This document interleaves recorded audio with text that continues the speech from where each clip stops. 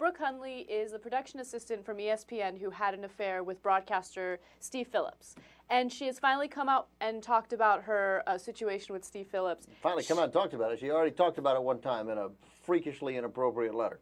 Right. Well, aside from the freakishly inappropriate letter, she's talking to the press about it. And she wants people to know, she wants people to know that she's not the one who harassed him. Yeah. He's the one who's harassing her. Yeah, whatever. Right. This is a hilarious interview. He may have harassed her. Doesn't matter. She has lost her right to stand on any sort of honorable stage. Right. As we watch this interview, I want you to take notice of the questions that are asked and questions that are not asked, especially if you know the whole story. Right. So let's watch it and then come back and tell you the things that were not asked as well. You've been called obsessed, vindictive. I'm sure you've heard some of this. What do you say to that? I think people are so quick to make a judgment. It's almost like, here's a great story, here's a great chance for me to destroy a person without any sense of really thinking about the fact that there's a human being behind those words. Oh. I've been called things by the public that no woman should ever be called. Saying what? I've been called the C word, I've been called a whore, I've been called a homewrecker. Was there a moment in all this that you felt like, my life is forever changed? I can never go back. When not only were tabloids covering it, but legitimate news was covering it, when Jay Leno was using my looks as part of his opening monologue to get a cheap laugh. There's Steve. Okay, there's his wife. There's the mistress. Put them together. What was he thinking? I realize you can't have steak every day, but please. At that point, you know, a person has their breaking point. That was my breaking point. You know what his I had a wife's friend breaking who had point to was? come stay with me because he was concerned That you might do something to yourself? that mentally I would not be able to take much more. Brooke Hundley calls herself a good girl who worked hard and never Really? wanted to be involved with a married man. No. Right. The perception is that this was a consensual relationship, that it was a loving affair. Legally, I've been advised not to speak about anything regarding him. Phillips told police they had 3 sexual encounters, but in August, Hundley filed an application for a restraining order against Phillips, which she later withdrew, saying he pursued her and, quote, threatened me, stating that if I spoke a word of this to his wife, that he would ruin more than just my reputation, but could easily get me fired. On camera, Hundley would only say this. I was in a situation where I felt like if I didn't do what was asked of me, then everything I had worked for the past 6 years, everything I had done to establish myself as a successful media professional could be gone like that. If you felt harassed, though, in any way, couldn't you have taken it higher? Couldn't you have gone to HR or someone? When you go to people I'm not who sure. She's you in her feel like are 22-year-old close to you right and now. that you can trust, and Working for they're quick everything she's worked to for 6 years? to just shut you down, You can't to tell count you stuff you did in high school as that, working. you know, nobody wants to hear about it, then you don't really have the confidence to want to go above them. You almost feel a sense of defeat that, what's the point? Hundley was ultimately fired from ESPN after the case became public. In a statement, ESPN told ABC News, our investigation determined that Hundley's characterization of the events was inconsistent. ESPN also says it has a clear and consistent policy against harassment in the workplace. We investigate all charges and take appropriate action.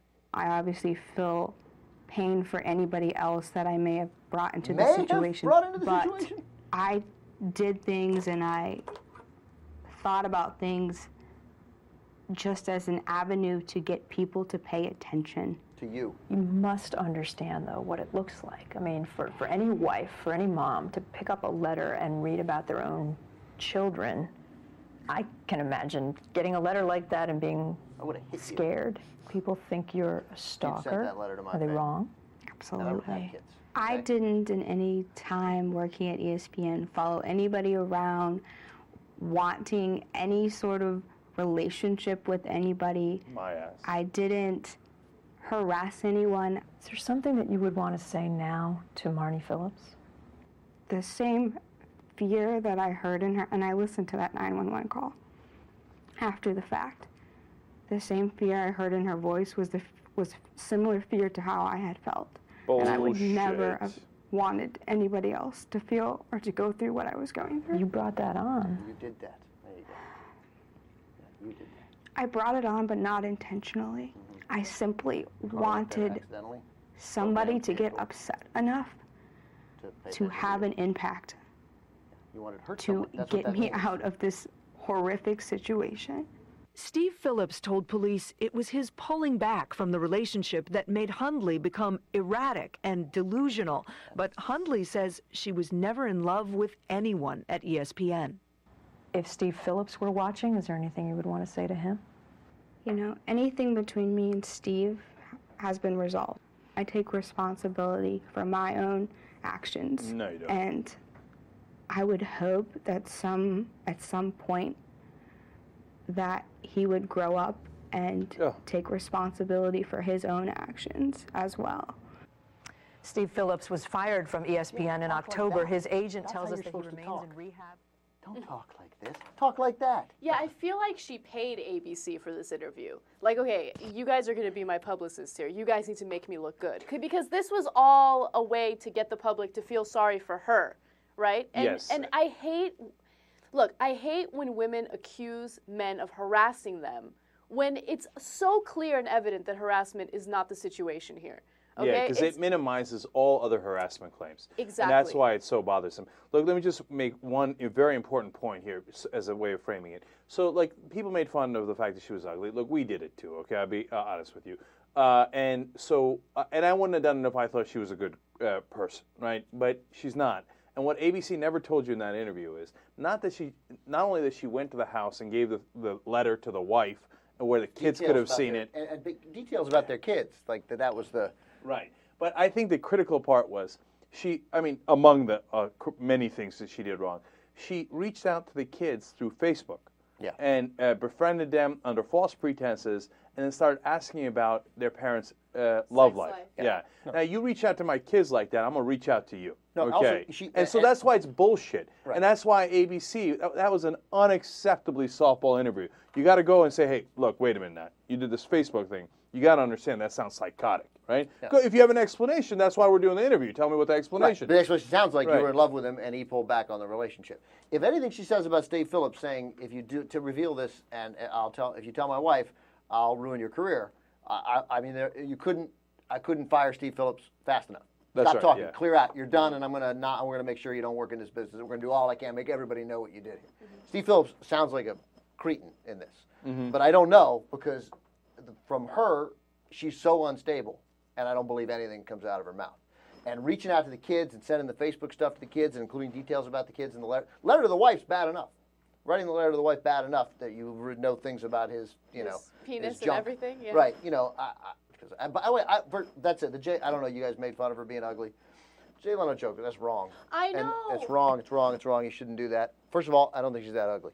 Secondly, you can't make that joke. She's fine. She looks like a girl. She's trying hard. I don't know. She's in a She looks like she hasn't developed completely yet. Like she doesn't look like a fully developed woman. Which is weird because makes any sense. She looks like she's 15 in my opinion. She looks because she's been working for 6 years. And she's 22. But don't make that. It doesn't matter whether she's a person that's acceptable to make fun of. She's in over her head. I think she may have mental problems. I don't know, but she's doing that kid thing. That's crazy. Now maybe she'll realize that and never do anything like this again. I hope so, because she's young and she could have a rich, full life. But you can't.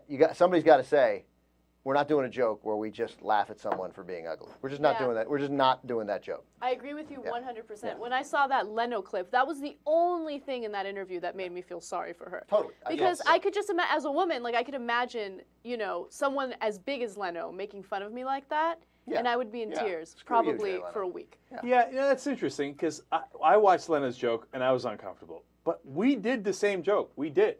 Okay, but I don't know that we did it differently. I'm hoping we did, right? We did do it differently. We didn't do it like that. There's no way. I believe I said afterwards, I feel bad, right? But, I mean, look, everybody's thinking it, right? whereas Leno was more of like a zinger. You know, I got this 22-year-old. So I feel bad for her in that, and I almost thought she was going to say at one point, you know, all the people like Jay Leno and the Young Turks, which then would have only made my life. But right, exactly.